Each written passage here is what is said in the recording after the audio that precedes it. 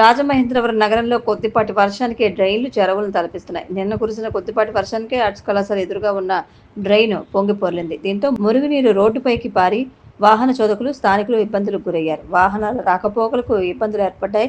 డ్రైన్లలో ఇష్టానుసారం ప్లాస్టిక్ వ్యర్థాలు వేయడం వల్ల పూడుకుపోతున్నాయని, దీంతో వర్షం కురిసినప్పుడు నీరు ముందుకు కదలక రోడ్లపైన పారుతోందని చెబుతున్నారు.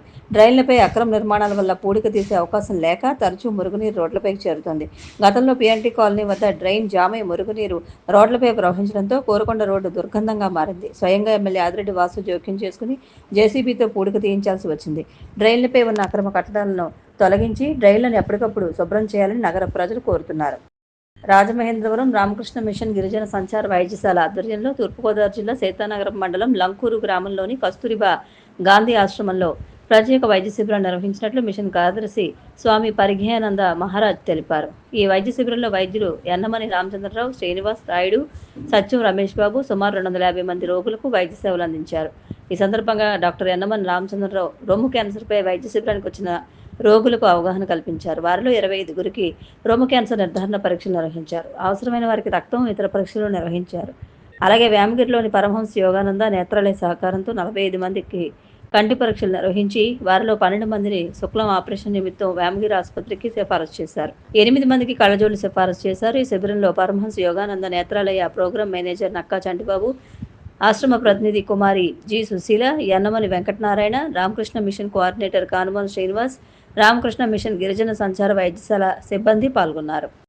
ఆదికవి నన్నయ్య విశ్వవిద్యాలయంలో ఏప్రిల్ 10న 16, 17వ స్నాతకోత్సవ వేడుకలు నిర్వహించనున్నట్లు వీసీ ఆచార్య ఎస్ ప్రసన్నశ్రీ వెల్లడించారు.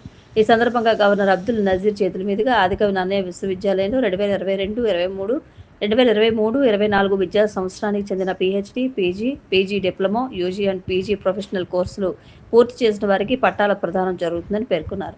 జాతీయ భద్రతా సలహా మండలి సభ్యుడు జేఎన్యూ ప్రొఫెసర్ మహేంద్ర పి లామా ఈ కార్యక్రమానికి ముఖ్య అతిథిగా హాజరవుతారని తెలిపారు.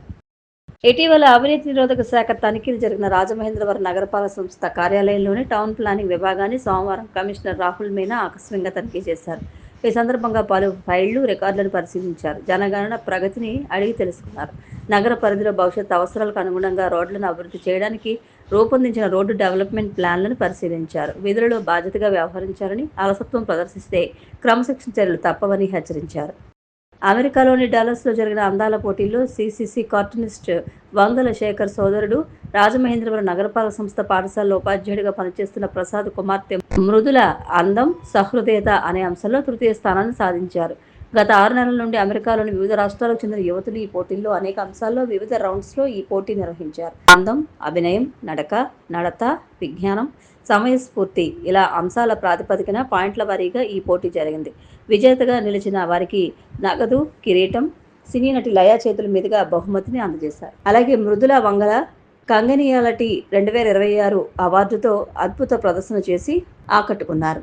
అమెరికాలో జరిగిన అందాల పోటీల్లో ప్రతిభ కనబరిచిన మృదుల రాజమహేంద్రవరంతో పాటు తూర్పుగోదావరి జిల్లాకు, ఏపీకి ప్రత్యేక గుర్తింపును తెచ్చారని పలువురు ప్రశంసించారు.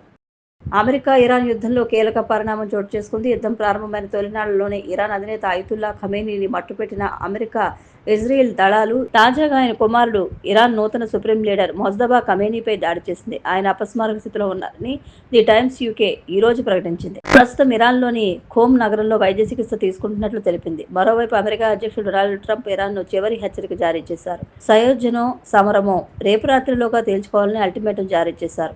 ఆ తర్వాత ఇరాన్లో ఏ ఒక్క బ్రిడ్జి మిగలదని, దేశంలోని పవర్ ప్లాంట్లు అన్నింటినీ నాశనం చేస్తామని తీవ్రంగా హెచ్చరించారు. మంగళవారం అర్ధరాత్రి కల్లా ఒప్పందానికి రావాలని, లేకపోతే ఏం చేయాలో, ఎలా చేయాలో పక్కా ప్లాన్ ఉంది.